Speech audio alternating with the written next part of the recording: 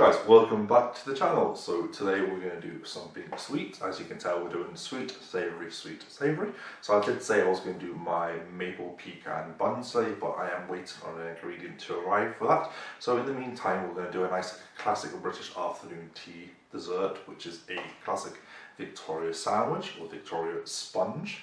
It's basically two cakes, vanilla flavoured cakes, with a bit of whipped cream in the centre, a bit of jam, but this is going to be my take on that classic cake. So it's going to have a little twist in it, which you'll see just in a sec. So the ingredients for this are, I have 4 eggs here. In this bowl I have 200 grams of soft butter, and my twist is I've got 1 zest of a clementine or an orange. That's my twist, to give it a bit more freshness. Then you'll need 200 grams of caster sugar, 200 grams of self-raising flour. You'll need 2 cake tins, depending on what size you're going to make.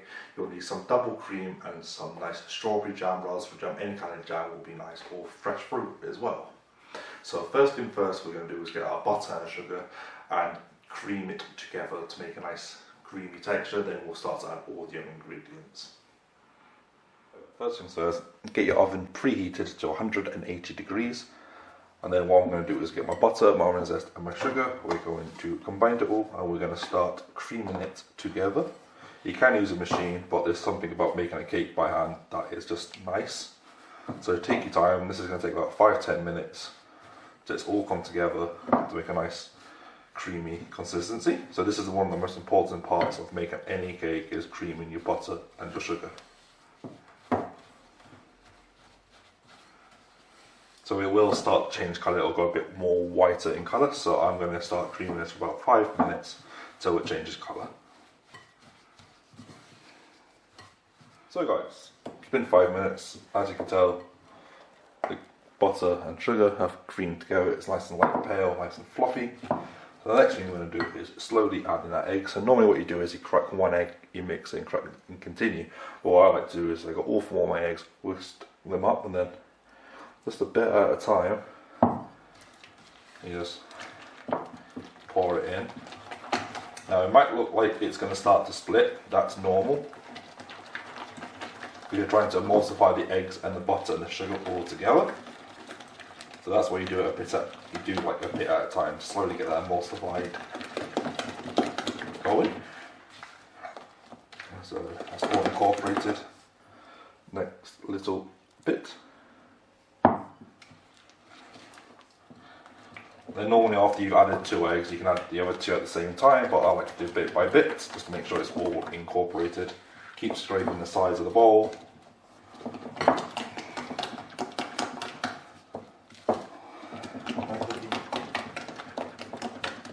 And then it looks like scrambled eggs. Like I said, it happens. Last little bit of egg goes in, and then what we're going to do next is fold in our flour.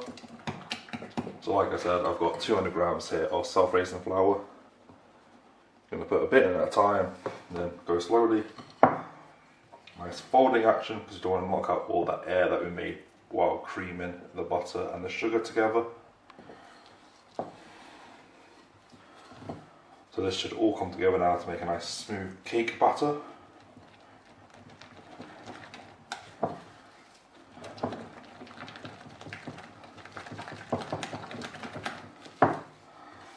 And then the last little bit in.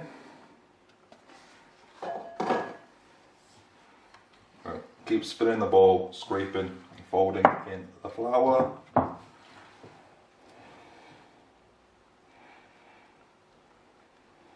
Like I said, I'm just going a bit slow. Don't want to make a mess, we don't want to lose any of that flour, because that's going to be our raisin agent for the eggs as well.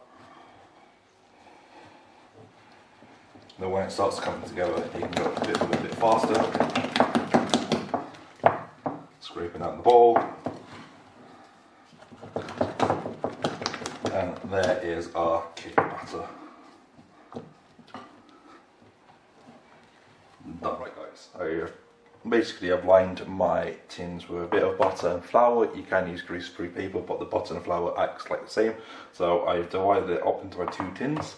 So these are going to go into the oven now for about 20 to 25 minutes depending on the size. So these are quite small ones, so these are going to be about 20 to 25 minutes, and then we'll take these out, see if they're cooked, and then let these cool for about an hour before we start filling them, because you don't want it hot while we fill them because it all wants to melt away. So these are going to, like I said, these are going to go in the oven now for about 20 to 25 minutes. So guys, our cake has cooked. I've taken it out the oven and let it cool for about an hour, so it's nice and cold. Like I said, you have to get your cake cold before we put the filling in. So what we're going to do is get some jam. So I'm using a bit of raspberry jam here. So what I've done is choosing out of two of them, the one that hasn't got like the nice dome top, and I've used that for my bottom. So let's get some raspberry jam. You can use strawberry jam if you like, or any kind of nice mixed fruit jam, but I like raspberry, I like the tartness of it, cuts through some of the sweetness of the cake.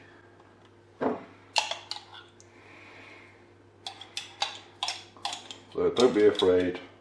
The jam, this is like a luxury cake here.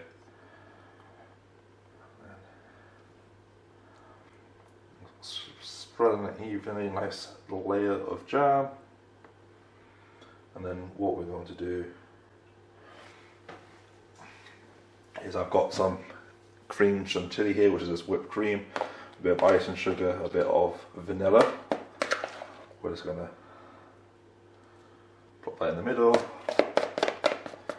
and do a layer of cream.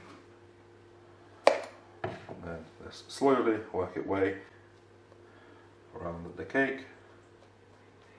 You can pipe it if you want to.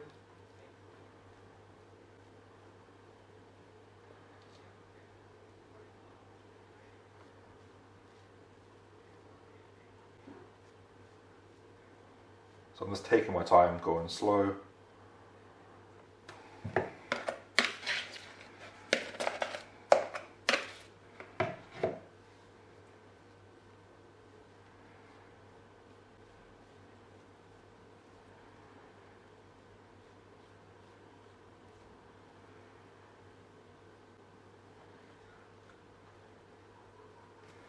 Doesn't have to be neat, because at the end of the day this is home baking.